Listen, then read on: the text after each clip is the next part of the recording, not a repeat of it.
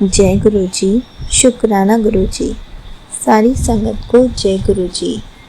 संगत जी, आपको पता है, जब भी हम गुरु जी के साथ कनेक्ट होते हैं तो गुरु जी सबसे पहले हमें सब्र करना सिखाते हैं। उसके बाद धीरे धीरे गुरु जी हमारी सारी विशेष को पूरा करते हैं। इसी पर एक अंकल जी के छोटे छोटे सत्संग सुनाती हूँ, जिसमें उन्होंने इन सब बातों को बहुत अच्छे से एक्सप्लेन किया है। ये सत्संग पूरा ज़रूर सुनिएगा, आपको बहुत अच्छे आंसर्स मिलेंगे। तो चलिए अंकल जी का सत्संग सुनाती हूँ। संगत जी, आज मैं अपना सत्संग शेयर करना चाहता हूँ। मेरे छोटे छोटे 2-3 सत्संग हैं जो मैं आज आप सबके साथ शेयर करूँगा। 2 महीने पहले मैं और मेरा भाई कज़न और एक दोस्त थी हमारे साथ। उसको छोड़ने हम उसके घर जा रहे थे। हम तीनों 2 व्हीलर से जा रहे थे। जिस जगह हम लोग बैठे थे, हम लोग वहाँ से उठकर जैसे 10 कदम आगे चले, वहाँ कार एक्सीडेंट हुआ था। ऐसा लग रहा था जैसे ये कार अभी ब्लास्ट हो जाएगी, पर उसमें जो भी ड्राइव कर रहे थे वो ठीक थे। हम लोग आगे चले गए। जैसे ही हम लोग आगे गए, तभी हमारी गाड़ी के नीचे एक डॉग आ गया और हमारी गाड़ी के दोनों टायर उस डॉग के ऊपर चढ़ गए। लेकिन उस डॉग को कुछ भी नहीं हुआ। सब कुछ नॉर्मल था, जैसे कि पहले था। मैंने गुरुजी का मन ही मन बहुत शुक्राना किया कि गुरुजी ने हम लोगों को कुछ नहीं होने दिया और ना ही उस डॉग को कुछ हुआ। संगत जी, हमारी गाड़ी बहुत स्पीड में थी और डॉग अचानक से सामने आ गया था, तो एक्सीडेंट बहुत बुरा हो सकता था। तब मैंने भाई को बोला, भाई गाड़ी कम स्पीड में चला। उसने स्पीड तो कम कर दी थोड़ी, और आगे जाने के बाद एक बाइक वाला स्पीड से बाइक लेकर हमें कट मार के गया, जिसमें हम तीनों बहुत गिरने से बच गए और 10 मिनट की दूरी पे जाकर फिर से हमारा एक्सीडेंट होने से बचा। मतलब हमारा एक्सीडेंट 3 बार हुआ और तीनों बार हम बच गए। गुरु जी का अनंतम अनंतम शुक्राना। कहते हैं ना, अकाल मृत्यु वो मरे जो काम करे चंडाल का, काल भी उसका क्या करे जो भक्त हो महाकाल का। अब मैं आपको अपना दूसरा सत्संग सुनाता हूँ। संगत जी, 1 नवंबर से मेरी जॉब नहीं है और मैं रेंट पे रहता हूँ। ऐसे में बहुत टेंशन होती है। जॉब ना होना, रूम रेंट भी देना है। जॉब ना लगने की टेंशन की वजह से गुरुजी ने मेरे को बहुत अच्छे से संभाला हुआ है। सब काम चमत्कारी रूप से हो रहे हैं। पैसे की कमी होते हुए भी मेरी फ्रेंड है, वही मेरा रूम रेंट देती है। लेकिन अब मुझे बहुत बुरा लगता है जब वो बोलती है रूम रेंट मैं दे दूंगी। पर गुरुजी का जब मुझे मैसेज मिला, तू घबरा मत, तेरी जॉब जल्दी लगेगी, तेरा कोई भी काम बिना पैसे के नहीं रुकेगा। मैंने सब कुछ गुरुजी पे छोड़ा हुआ है। मुझे पता है गुरुजी जॉब अच्छी जगह ही लगवाएंगे। अभी मैंने आपको बताया था कि मेरी जॉब नहीं है। 2 फरवरी को मेरी फ्रेंड का बर्थडे था। मेरे पास बिल्कुल भी पैसे नहीं थे। 1 फरवरी को मैंने गुरुजी से अरदास की, गुरुजी कल उसका बर्थडे है, क्या करूं? मेरे पास तो कुछ भी नहीं है, सब कैसे होगा?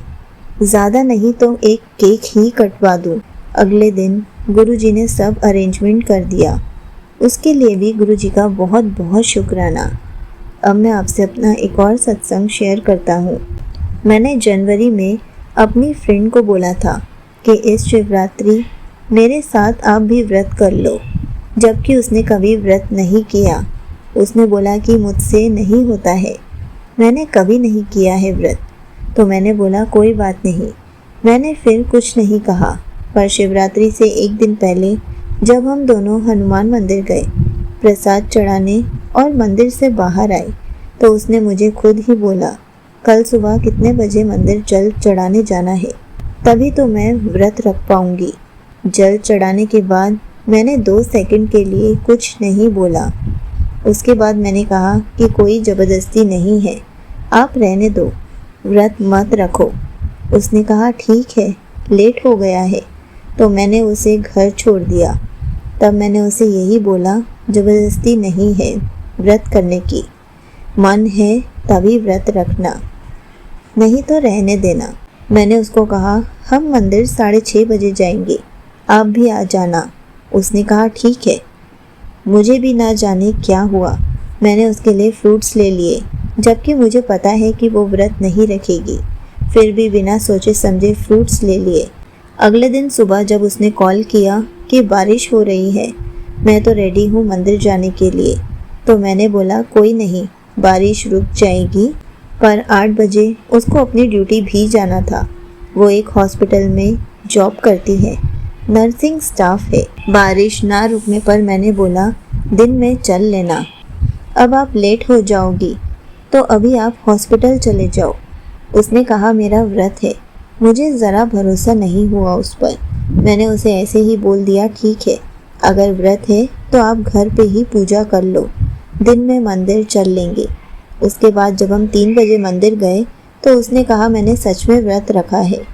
मुझे बहुत खुशी हुई इस बार कि मेरी फ्रेंड ने मेरे लिए व्रत रखा। उसका फेस देखकर लग भी रहा था उसने आज व्रत किया है। हम दोनों ने जल चढ़ाया और फिर मैंने उसे बोला आज मेरी बहन घर पर ही है, चलो चाय पी लेते हैं। और जो उसके लिए फ्रूट्स लिए तो मैंने उसको सब खिलाए। मुझे पता है सब गुरुजी की ही कृपा है, सब वही करते हैं। यहीं पर अंकल जी का सत्संग समाप्त होता है। संगत जी, देखा आपने, गुरुजी हमारी छोटी छोटी चीज़ों के लिए भी कितनी मदद करते हैं। हमारी छोटी से छोटी और बड़ी से बड़ी बात का भी ख्याल रखते हैं।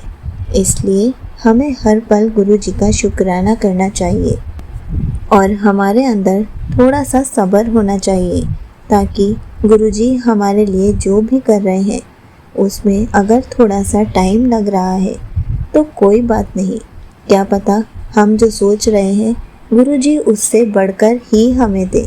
इसलिए अगर अभी थोड़ी सी किसी भी चीज़ के लिए तकलीफ़ हो रही है, जैसे कि अभी अंकल जी ने कहा कि उनकी जॉब नहीं है और उनको अभी फाइनेंशियल इश्यूज़ चल रहे हैं, तो कोई बात नहीं, अभी थोड़ी सी प्रॉब्लम हो रही है, लेकिन गुरुजी इस पर वर्क कर रहे हैं। जल्दी ही अंकल जी को अच्छी सी जॉब भी लगवा देंगे। क्या पता गुरुजी उनको उनकी सोच से भी बढ़कर दे दे। इसलिए हमें थोड़ा सा सब्र रखना चाहिए और गुरुजी हमें छोटे छोटे कष्टों से भी बचाते हैं। कभी कभी तो हम पे अगर कोई बड़ा कष्ट आने वाला होता है तो उसे छोटा करके ही हमें देते हैं, ताकि हमें ज़्यादा तकलीफ़ ना हो। इसलिए हर पल गुरुजी का शुक्राना करते रहें। जय गुरुजी, शुक्राना गुरुजी।